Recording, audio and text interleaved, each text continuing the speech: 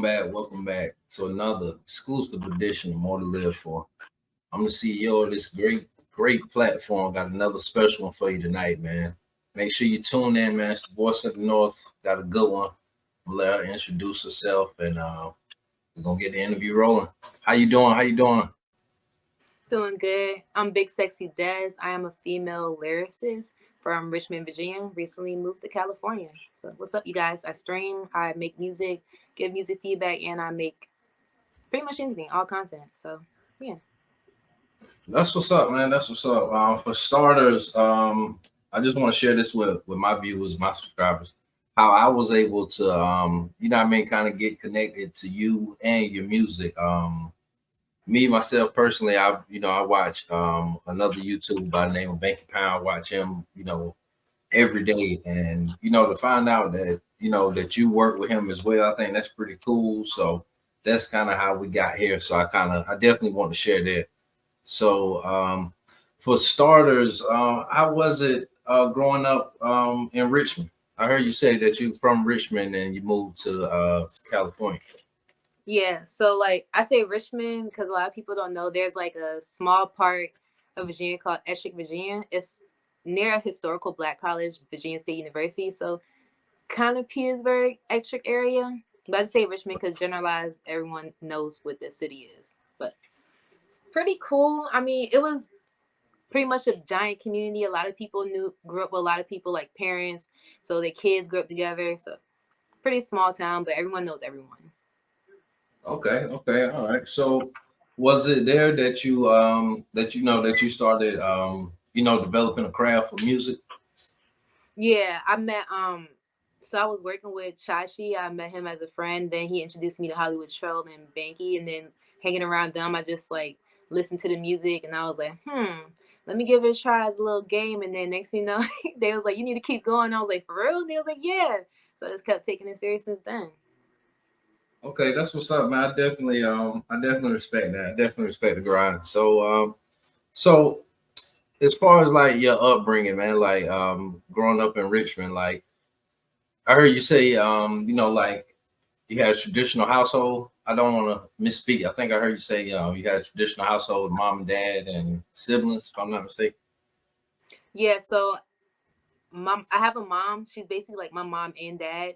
She was married to my dad, but when I was like born, he ended up going to jail. He got life, and he actually was locked up with Banky. Him and Banky know each other, so Wow. yeah. Wow.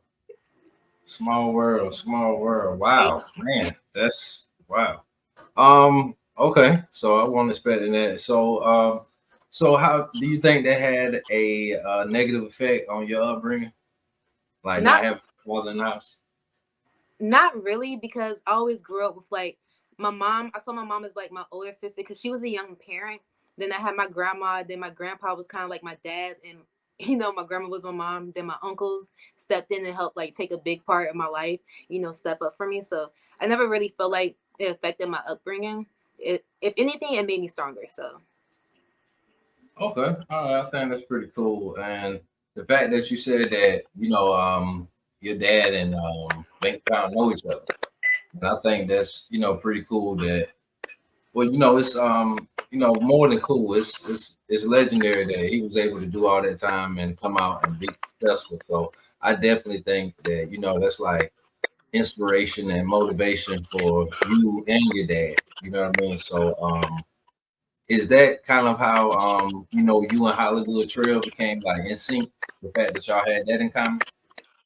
yeah, because his dad got out. My dad is still under review underneath the like.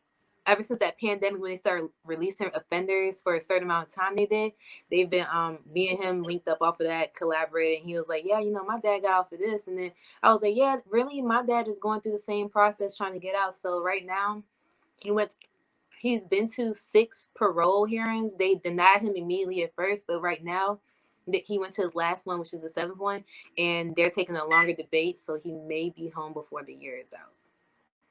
So we really bonded over that. Okay, well, hey, that's what's up.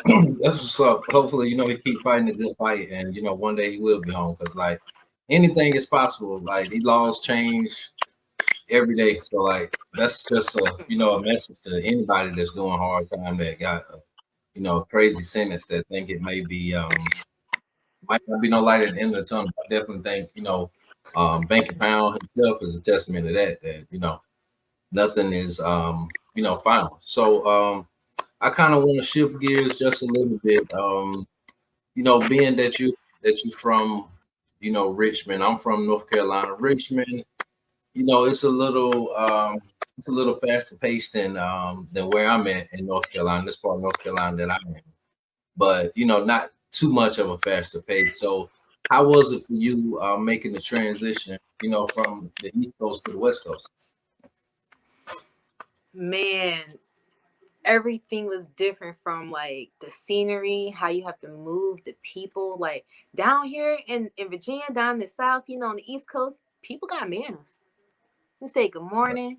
We don't get into no trouble like that. Nothing really crazy happens every day. It's just every once in a while. In California, it's like faster paced. You have to stay on like your P's and Q's. You have to make sure you don't talk to the wrong person because the person can come off normal, completely fine. And then the next minute, who knows? You might end up That's it. stabbed or in a fight. You never know. It's crazy. I was talking to this one girl. I was on Hollywood and I was blogging. I got it on my YouTube channel. It's called The Hollywood Brawl. But I was talking to her. She seemed like a normal girl, had a little wig on, lashes. We was talking. Next thing you know, she was like, hold on, hold my stuff. She walked off, snatched her wig off, snatched the hoodie off. No bra, no shirt. Sorry, beating the man up. Just in the middle of our conversation. It's like crazy out there. So you just really got to watch who you're around and who you talk to. Man, But wow. it's definitely Yeah, a that's cool place crazy. to be. Yeah, that's crazy. It definitely goes down there. It definitely goes down. So like as far as like with your music, and everything that you got going on, how was that transition like? Were you able still, do you think that move like enhance your career or like, how would you explain? I feel like it's kind of like enhanced. It's giving me more space to like grow and develop more networking opportunities with people. But not just that, like to really see everything from a different perspective.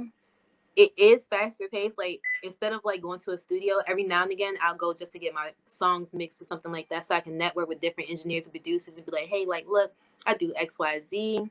I would love to have you on something that I got going on, things like that. But I feel like if Right. anything, it helped push it because you need a lot of different people that's doing a lot of different things that can help, and vice versa. Because I also like help do edit videos and stuff like that. So I'm like, oh, let's network, collaborate on something. So definitely easier to like network and like that with people versus like here it's kind of like you have to know someone that knows someone, or either you have Yeah. to have something that everybody wants. You know what I'm saying?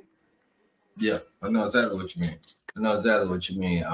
Me personally, like with since I've been on this YouTube journey, like all of the big name people that I've been able to work with, it's been from California, mainly LA, and I'm all the way over here in Greenville, North Carolina. So, I mean, I definitely can vouch for what you're saying. Like, you definitely have to, over here, you got to know somebody that knows somebody else. But it seems like, all the guys out there, they definitely know what networking is. And, they looking at it like, it's an opportunity to get their brand, their message way out over here. So like I'm definitely cool with it. And I definitely shout out to all the guys that I've been able to work with. That's definitely been a plus on my side with everybody I've been working with in California. So um what would you say have been like some of the perks, like, since you've been out there? Because I was informed that that you were able to perform during a pandemic protest uh, somewhere near Hollywood. So how was that? That was like really spur of the moment. It was exciting. I never like expected to walk right into the middle of a protest and like perform a song. It was just random. Like I saw everyone doing their thing. They was like playing music, dancing, but also like standing up for what they believed in. So I'm just like, hey, like, can I help contribute? Can I do something like turn y'all up real quick? And they was like, yeah, of course. And after I did that, like I met like 5 different people that I keep in contact to this day. Shout out Tammy and Tuss. Shout out Jess. shout out Mrs. Jesse and Adam. But yeah, I met a couple people out there that was really cool. It was really different. It's like a whole different crowd. Yeah, that's what's It up, was man. I really definitely dig it. Definitely dig it, man. I think that's cool that that you were able to like, you were out there for a reason. You know what I mean? Like, so definitely supporting the whole movement, but at the same time being able to network and to, showcase some of your talent, showcase some of your craft. So it's all about networking. I definitely think that, you're a testament to that. So I'm I'm definitely, interested in all the networking that you've been doing, and I can see where it's gotten you so far. So I'm definitely rooting for you.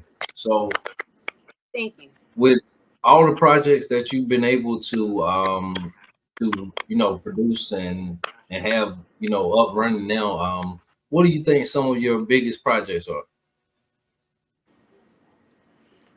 Let's see. All right, I think I'm gonna throw out there maybe my first like music video with like a lot of people, Chop Shop. Then like second one, probably my most recent one is Fuck With Me But Don't Fuck With Me on YouTube on Big Sexy Does channel. Those are like my most popular two right now. The Chop Shop one is from when I first started out, which was 2 years ago. Then the Fuck With Me Don't Fuck With Me is from like 3 weeks ago. It was just like a little running gun video. I was like, just recorded this song, so let me just go shoot some scenes. And I was like, I really like the scene, so let me just go ahead, edit the video, and put it out there. And it Right. did pretty well. Okay, that's what's up, man. That's what's up. I definitely want to give you a chance to shout out some of your big projects, man, for the people on my end that may not be familiar with it. So with that being said, you kind of listed, some of your big projects, and for me personally and a lot of other people, when they, on whatever journey that they on, it seems like, sometimes we all are faced with some type of setback. You know what I mean? Like when I first got this channel, started and real and had it, said what I wanted to do. Out of nowhere, I was hit with, some depression and anxiety, and that kind of threw me back, and I had to like to overcome that, and once I did, kind of get the ball rolling. So me personally, I think that everybody goes through some type of adversity, like at the beginning when they're doing something special. So I was wondering, like, if you kind of experienced, anything like that, like once you, got started good.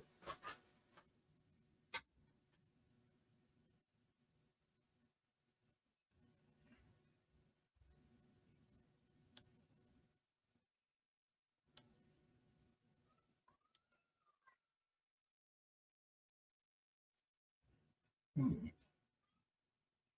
Technical difficulties.